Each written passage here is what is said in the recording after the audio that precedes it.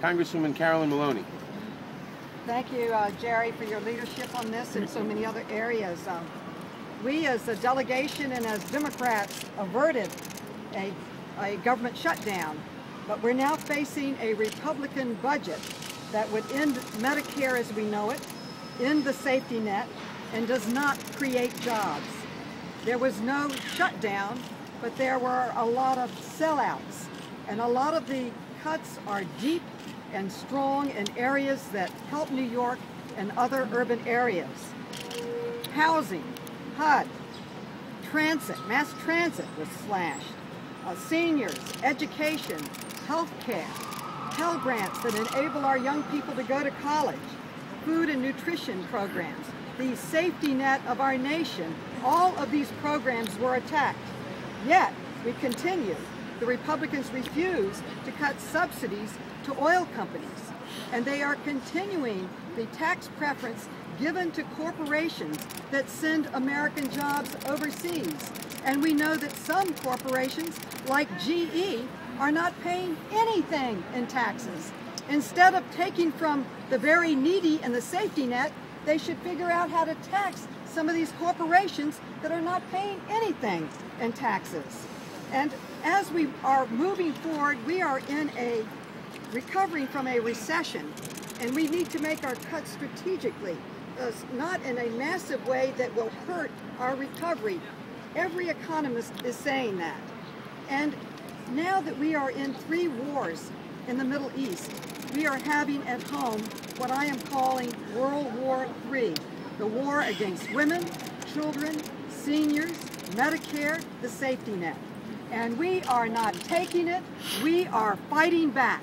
And we had one success, a big success, several successes, but we stopped their effort to totally defund Planned Parenthood. That was a success. We stopped their riders on the environment, but many other terrible things got through. And these Republican budgets aren't a recipe for fiscal soundness, they're a recipe for disaster. The bottom line is that House Republicans need to focus on what's really important to most of Americans, and that is creating jobs, getting our economy moving again, and moving in the right direction, and growing the pie of prosperity for everyone. Thank you. Thank you. Now we'll hear from a great advocate for New York, Congressman Eliot Engel. Thank you very much, Jerry. I represent the Bronx, Westchester, and Rockland, and I can tell you that my Republican colleagues would like to repeal the 20th century.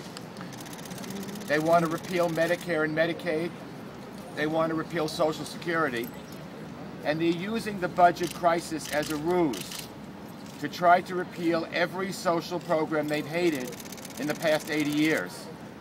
I won't stand for it. My colleagues won't stand for it. And the American people won't stand for this extreme situation. Now, my colleagues have mentioned, it's not a matter of being fiscally responsible and wanting to balance the budget. We all understand that we cannot keep spending more than we're taking in.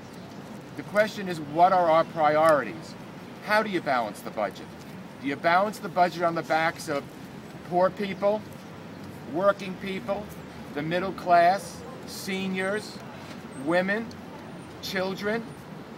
Or do you say that people who are doing a little bit better in this society ought to pay a little bit more?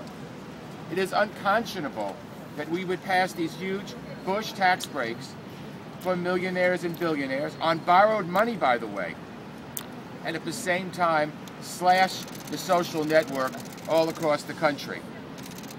You know, the Republicans really make me laugh. For 6 years under Bush, they controlled both houses of Congress, the Senate and the House, and had the presidency. If they were so concerned about balancing the budget or getting rid of debt, they could have acted then. But no, a little history is in order here. When Bill Clinton left office, we had the biggest surplus in our budgets in American history. And the minute George Bush took office, he started to give huge tax breaks for the rich, damaging our surplus, 2 unfunded wars, damaging our surplus, and now my Republican colleagues have newfound religion. They care about fiscal responsibility. You could have fooled me for all those years. Now, at a time when many of us, all of us here, voted for the stimulus package, which kept our economy from going into a recession, a depression, I should say. We were in a deep recession, and it prevented us from going into a depression. What we're doing now is just the opposite. So finally, at a time when we've got unemployment below 9%, things are moving in the right direction, although we still have a long way to go.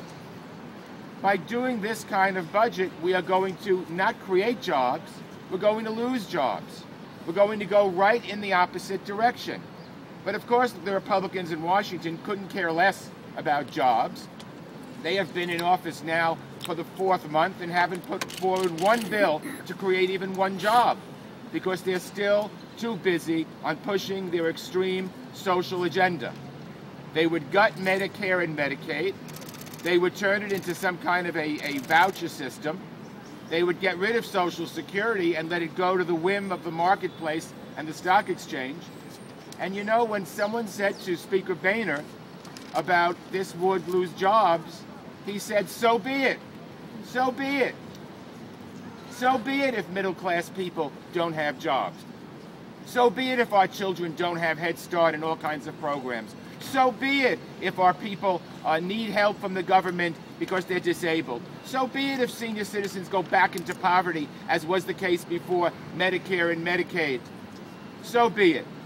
So I'm delighted to be here with all my colleagues in the New York delegation, united in a united way to say that we will fight like the Dickens against these draconian cuts. Last Friday night, I was proud to vote no on the 5-day bridge because I knew it would lead to this. And I'll be doubly as proud on Thursday to vote no on this new budget. Thank you.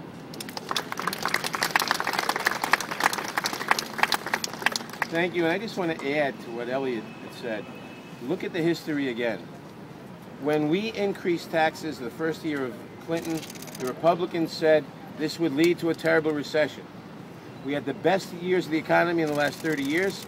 We created 22 million new jobs. And when Clinton left office, what was the debate in the 2000 presidential election? What should we do with the $5.6 trillion anticipated surplus over the next 10 years? Bush came into office, huge tax cuts for the wealthy, 2 unfunded wars, and now we're looking at huge... Oh, and we were told that those tax cuts would stimulate jobs. Bush's 8 years are the only 8-year period in American history where we had not one net job gain, not one. We lost jobs. And now they're at it again. They're saying we have to cut all the services, cut all the things we're talking about in order to eliminate, to reduce the deficit.